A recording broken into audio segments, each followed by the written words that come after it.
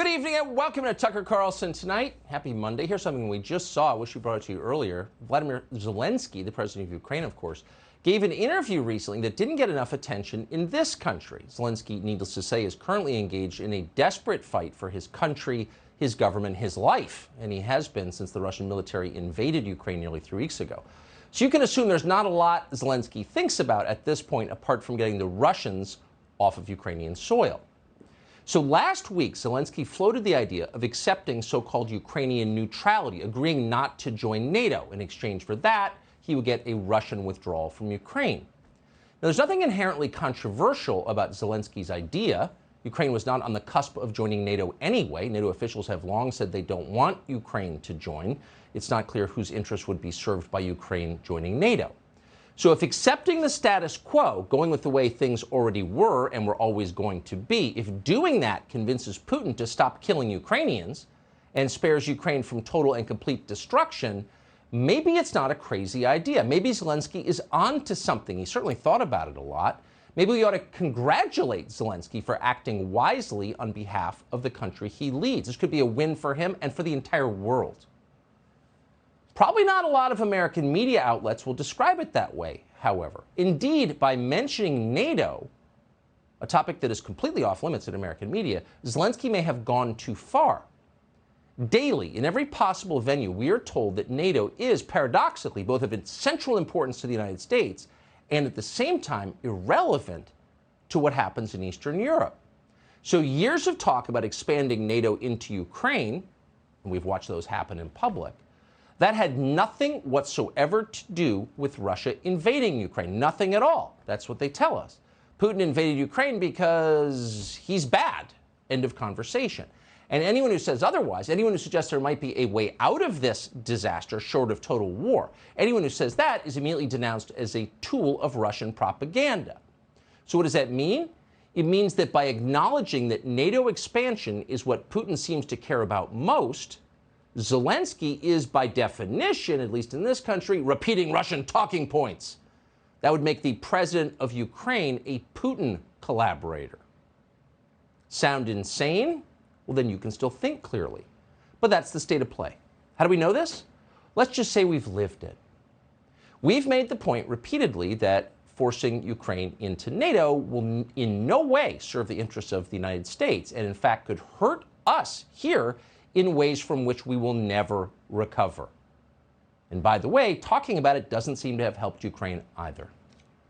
For saying that, and that's all we've said, here's the reaction we've received. And this is just a small selection. We could do a full hour on it, but here's a clip.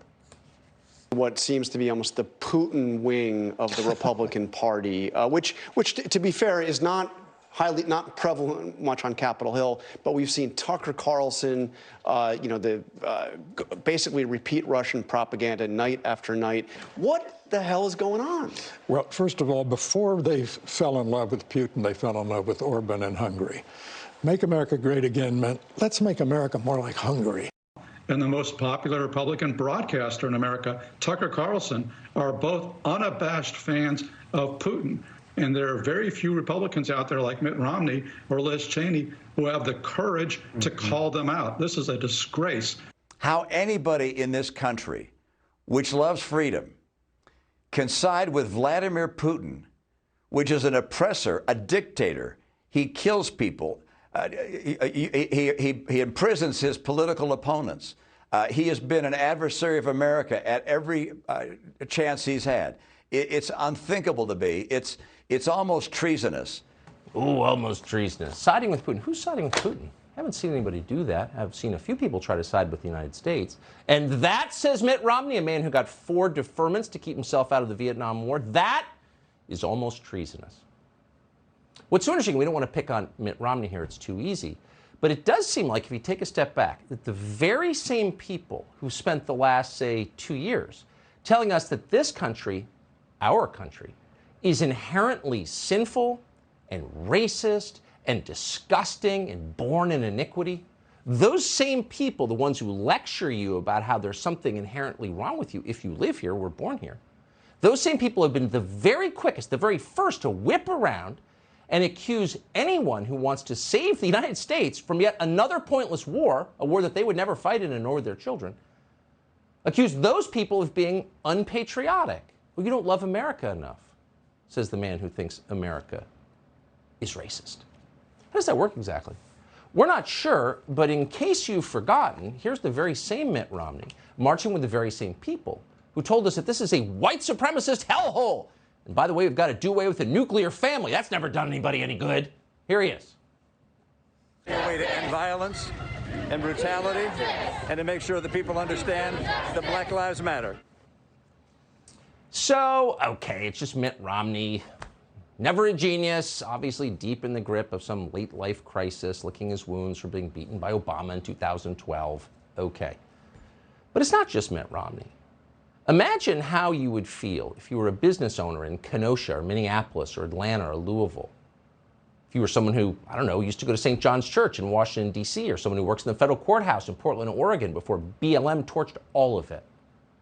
You're long accustomed to knowing that your leaders don't really care about you, but when they reveal that they actively hate you, that's hard to take. So, of course, Mitt Romney is debasing himself, degrading himself in order to be liked in Washington. Yeah, we've seen that, of course, but it's deeper than that. Needless to say, the people Mitt Romney wants to like him, his new masters, were not satisfied with him marching with BLM or denouncing his critics as almost treasonous. They want more. They won't be satisfied until every Republican in the U.S. Senate is wholly indistinguishable from Chris Hayes, and they're getting pretty close. On Sunday, yesterday, Mitt Romney edged a little closer. Here's what he wrote to Tulsi Gabbard. Now, Tulsi Gabbard is a former member of Congress who currently serves as lieutenant colonel in the U.S. Army Reserve, and unlike Mitt Romney, has been deployed. Quote, Tulsi Gabbard is parroting false Russian propaganda. Her treasonous lies may well cost lives. Treasonous lies have cost lives, potentially. So you're betraying your country and committing murder. So what exactly did Tulsi Gabbard do? Did she call for a violent overthrow of the United States government? Did she come out and pledge allegiance to Putin? Did she get a Cyrillic tattoo on her neck? No, she didn't. What she said is, we have a problem. Here's how we know. She cited publicly available information and said we should probably deal with that problem. But in case, here you have Mitt Romney, who was a consultant, for God's sakes, accusing someone who's been in the Army for nearly 2 decades of treason. People didn't used to talk that way. Treason is a death penalty offense. It's absurd on its face. But if you watch the video that got Mitt Romney to call a fellow American treasonous and suggest she was committing murder, it really makes your head spin. Here's what Tulsi Gabbard actually said that made Mitt Romney accuse her of betraying her own country. Watch. Here are the undeniable facts. There are 25 to 30 U.S.-funded biolabs in Ukraine. According to the U.S. government, these biolabs are conducting research on dangerous pathogens. Ukraine is in an active war zone with widespread bombing, artillery, and shelling, and these facilities, even in the best of circumstances, could easily be compromised and release these deadly pathogens. Yeah, she hates our country because she's worried that a pathogen might escape from a biolab and hurt people. There's no recent precedent for that, so she's clearly listening to Alex Jones too much, and she's treasonous. Actually, everything that Tulsi Gabbard said, as you know, is true. It's not a Republican issue, it's not a Democrat issue, it's a factual issue. And even in war, truth is a defense. In fact, it's the only defense. Is it true? And in a free country, you can speak the truth. That right can never be taken away, or else it's not a free country. But by the way, since we're speaking of facts, the director of the U.S. Cooperative Threat Reduction Program, a man who would know, a man called Robert Pope, has confirmed that scientists are keeping Soviet-era pathogens for research purposes in Ukraine. They told us they were destroying them. They should have destroyed them, but they haven't. What could go wrong in an active war zone? And they knew that those pathogens existed and were being experimented upon, researched, and they didn't secure them before the Russians invaded, though they knew the Russian invasion was coming because they told us. And then Tory Newland, the Undersecretary of State who oversees this disaster, testified under oath that yes, Russian forces might seize those biolabs in Ukraine, and we should all be very worried about that possibility. Over the weekend, CBS News reported that Pentagon officials have confirmed that these biolabs in Ukraine are in fact conducting research on anthrax and other, quote, deadly pathogens. Pentagon official I talked to this morning said there is no movement of chemical weapons into Ukraine. At least they're not seeing the signs of it. The concern is that the Russians will seize one of these biomedical research facilities that Ukraine has, where they do research on deadly pathogens like botulism and anthrax, seize one of those facilities, weaponize the pathogen, and then blame it on Ukraine and the U.S. because the U.S. has been providing support for some of the research being done in those facilities. Okay, so we're a little confused about what all the hyperventilating is about. Now, you just heard CBS say, and you've heard many say, that Russia may seize these biological agents in Ukraine and use them against the Ukrainians and who knows who else. Now, you would pause and think, well, wait a second, if these are Soviet-era weapons, then presumably the Soviets, now called the Russian government, probably have their own, so why would they want to seize stuff they already have? It doesn't actually make a lot of sense, but whatever. You'll notice that the reporter you just saw at the beginning of the clip admits that these pathogens are in Ukraine. They're doing research on botulism and anthrax.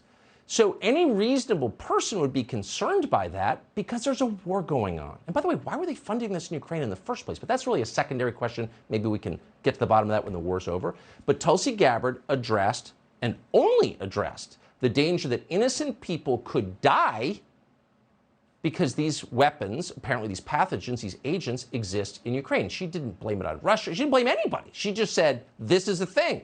Unsecured bioweapons in a war zone are a bad idea. That's not reasonable now? That's treason? Reason isn't part of the way people are thinking now. Everybody in leadership has completely lost the ability to think beyond the next tweet. Who is thinking about tomorrow or next month or 20 years from now? Not one person. And anyone who tries is an agent of Putin.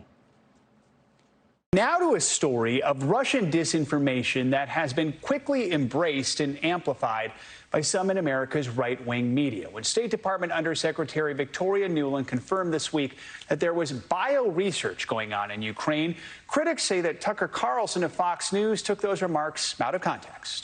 Now you see the Chinese government kind of openly repeating Russian propaganda, for example, about the use of supposed American biolabs in Ukraine. This Russian misinformation about biolabs in Ukraine, people on the Trump right who are actually parroting Russian propaganda every day and every night. The supposed biolabs. Well, the U.S. government says they have biolabs and told us under oath that they're worried about the contents of these biolabs, which they failed to secure, might get into the wrong hands. But it's right-wing Putinite propaganda. We're taking Nuland's remarks out of context. Okay, what's the right context? We asked. No one told us. Robert Pope's remarks, were they taken out of context too? This is insane. There's a problem. Before we even assign blame to the problem, it might be worth thinking through how to fix the problem. But no. Anyone who mentions it should shut up.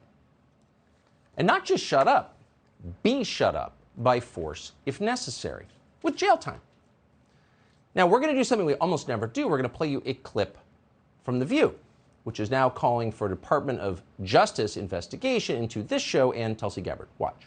What Tucker Carlson parrots every night on Fox News, what Tulsi Gabbard is spreading, is actually helping Putin get away with criminal acts against innocent Ukrainian civilians. And I think DOJ, in the same way that it is setting up a task force to investigate oligarchs, should look into people who are Russian propagandists and shilling for Putin. That's being, if you are a foreign asset to a dictator, it should be investigated. In fact, I remember when Tulsi Gabbard, and I even hate that we're discussing it because I think to myself, who is this woman? How do you not call out something that is repeating false Russian propaganda and that has been brought down? They used to arrest people for doing stuff like this. Really? They used to arrest people for saying stuff like this. When did they arrest people for saying stuff like this? And who is they exactly? Well, the former Karen Elaine Johnson didn't tell us. She kept it vague because that way it's a lot more threatening and maybe you will shut up. And again, we hesitate to show clips from that show. It's an IQ killer. But we're making an exception tonight because The View is not alone. A lot of people sound like this. And it's one of these processes where it sounds insane to me for sure. I can't believe they said that. And then over time, what sounded crazy the first time you heard it sounds a little more normal. And then 3 weeks into the war, it sounds like probably pretty necessary. Keith Olbermann is always at the cutting edge of things like this. He was watching The View today, doesn't have a lot else to do, and he responded to that segment by writing this on Twitter. They, us, are Russian assets, and there is a war. There's a case for detaining them militarily. Trials are a sign of good faith and patience on the part of democracy. So we're at war with Russia. We must send you to the gulag because freedom. Because a democracy, the one thing democracy doesn't have patience for is dissenting views from its own citizens, particularly citizens who sincerely hope and pray for the best for their own country. Those people must be imprisoned militarily. That's what he's saying. And no one's disagreeing. All of permanent Washington, every orifice of the national media, all fully aligned to push a single message. When was the last time that happened? Ought to make you nervous. Senator Rob Portman of Ohio, who's leaving thankfully, said the other day that the current moment is the most united this country has been since 9/11. Well, he's right in one way. It's certainly united the United States Congress. As of this afternoon, 9 out of the last 10 tweets that Rob Portman sent have been about Ukraine. Oh, not a single tweet about the fact you're getting poorer by the day. Try to fill up your car. On Amazon last night, a single jar of organic peanut butter cost $15. That's just one product.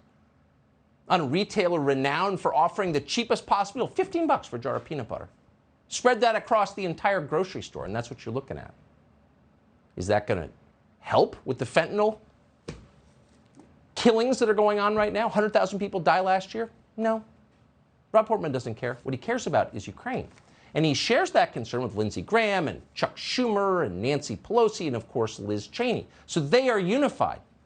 But what's so interesting, if this is such a unifying moment, then why was their first instinct to denounce fellow Americans as traitors and call for them to be imprisoned? Really unifying? They don't care about Ukraine, a lot of these people, any more than they cared about George Floyd. They used tragedy, George Floyd's death, the tragic invasion of Ukraine, for domestic political purposes. This has unleashed something really dark in the United States. In order to make wise decisions, you have to be rational, thoughtful, forward-thinking, and calm. And they're the opposite of all of those things. Hey, Sean Hannity here. Hey, click here to subscribe to Fox News YouTube page and catch our hottest interviews and most compelling analysis. You will not get it anywhere else.